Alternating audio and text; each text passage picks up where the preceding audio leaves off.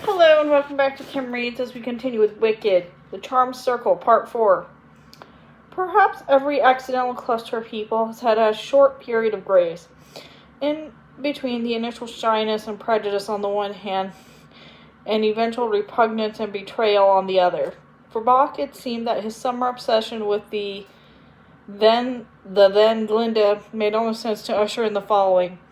More mature comfort with a circle of friends who had begun to inevitably and permanently connected. The boys still weren't allowed to access Crage Hall, nor the girls to the boys' schools.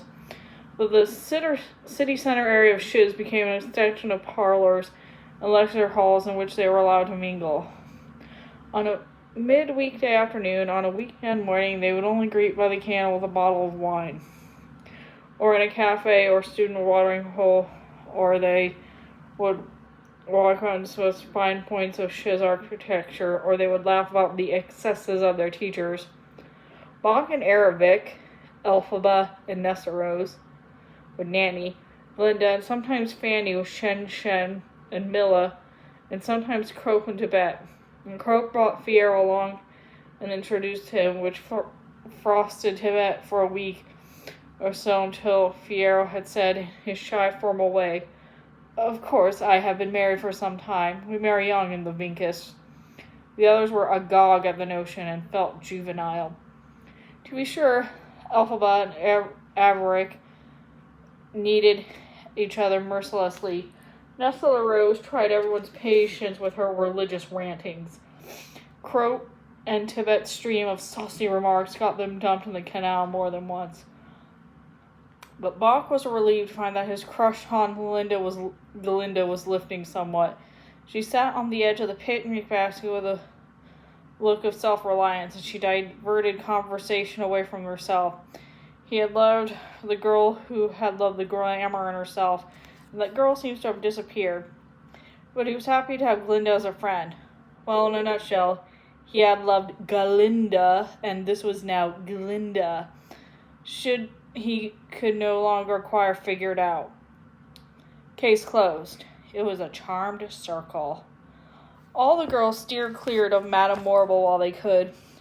One evening, however, Grommatic came hunting for the Throp sisters. Nanny huffed and wound the strings of a fresh apron around her waist, and prodded Nessarose and Elphaba downstairs toward the parlor of the head. "I hate that Grommatic thing," said Nessarose. However does it work anyway? Is clockwork, or is it magic, or some combination of the two? I always imagined it a bit of nonsense, that there was a dwarf inside, or an acrobatic family of elves, each working a limb, said Elphaba. Whatever Grommatic comes around, my hand gets a strange hunger for a hammer. "I can't imagine," Nessarose said. "Hand hunger, I mean." "Hush, you two, the thing has ears," Nanny said. Madame Morrible was glancing through the financial papers, making a few remarks on the margin before she deigned to acknowledge her students. "This won't take but a moment," she said. "I've had a letter from your dear father, and a package for you. I thought the kindest thing to deliver the news myself." "News?" said Nessarose, blanching. "He could have written to us as well as you," said Elphaba. Madame Morrible ignored her. "He writes to ask of Nessarose's health and progress, and to help you both that he is going to undertake a fast and penance for the return of Ozma Tippertarius." "Oh, the blessed girl," said Nanny, warming one of her favorite subjects. "When the wizard took over the palace all those years ago, he had the Ozma regent jailed. We all thought that the sainted Ozma child would call down disaster upon the wizard's head, but they say she's been spirited away and frozen in a cave, like Lurlina. Has Froxbar got the metal to melt her in her time to return?" "Please," said Madame Morrible to the sisters with a sour glance at Nanny. "I haven't asked you that your Nanny could discuss this contemporary acrophia, nor to slander our glorious wizard.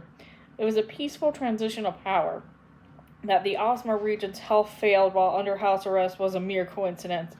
as to the power of your father to raise the missing royal child from someone's unsubstantiated state of somnolence. Well, you have much to admit that your father is erratic, if not mad. I can only wish him health in his endeavors, but I feel it's my duty to point out to you girls that we do not smile on insidious attitudes at Cray Hall. Oh, I hope you have not imported your father's royalist yearnings into the dormitories here. We assign ourselves to the unnamed god, not the wizard, nor to any other possible remnant of the royal family, Nessarose said proudly. I have no feeling on the matter at all, muttered Elphaba, except that father loves lost causes. Very well, said the Hess, as it should be now that I have a package for you. She handed it to Elphaba, but added, It is for Nessarose, I think.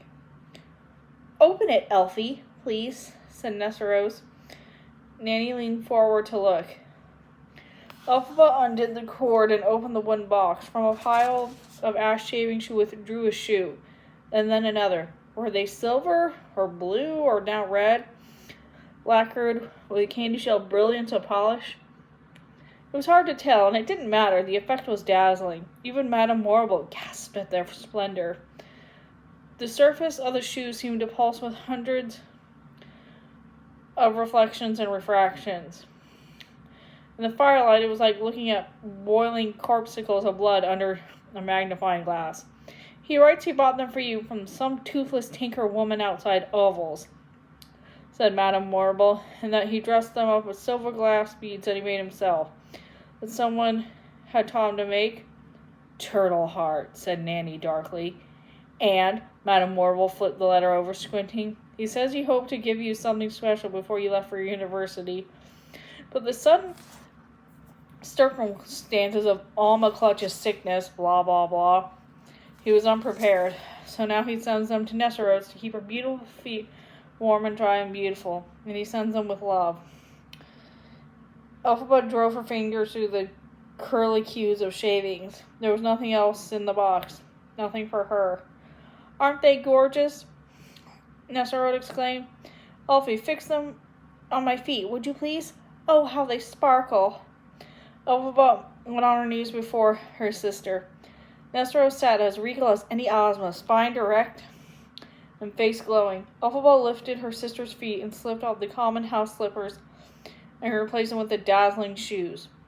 How thoughtful he is, said Nessarose. Good thing you can stand on your own 2 feet, you, muttered Nanny to Elphaba, and put her old hand patronizingly on Elphaba's shoulder blades, but Elphaba shrugged it away.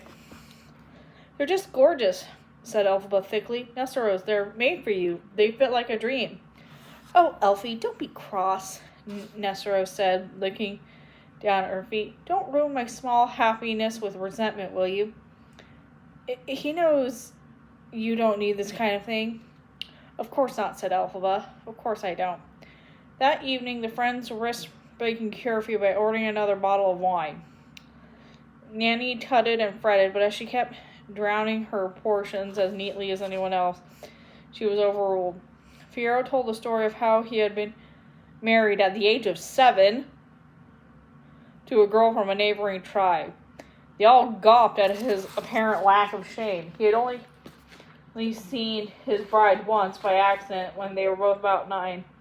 I won't really take up with her until we were about 20, and now I'm only 18, he added, with a relief of imagining he might still be virginal as the rest of them. They ordered yet another bottle of wine. The candles gluttered. A small autumnal rain fell. Though the room was dry, Elphaba drew her cloak back as if anticipating the walk home. She had gotten over the sting of being overlooked by Frex. She and Nessarose began to tell funny stories about their father, as if to prove themselves and to everyone else that nothing was amiss. Nessarose, who wasn't much of a drinker, allowed herself to laugh. Despite my appearance, or maybe because of it, he always called me his beautiful pet, he said, alluding to her lack of arms for the first time in public. He would say, "Come here, my pet, and let me give you a piece of apple." And I would walk over as best I could, tilting and tottering if Nanny or Elfie or Mother wasn't around to support me.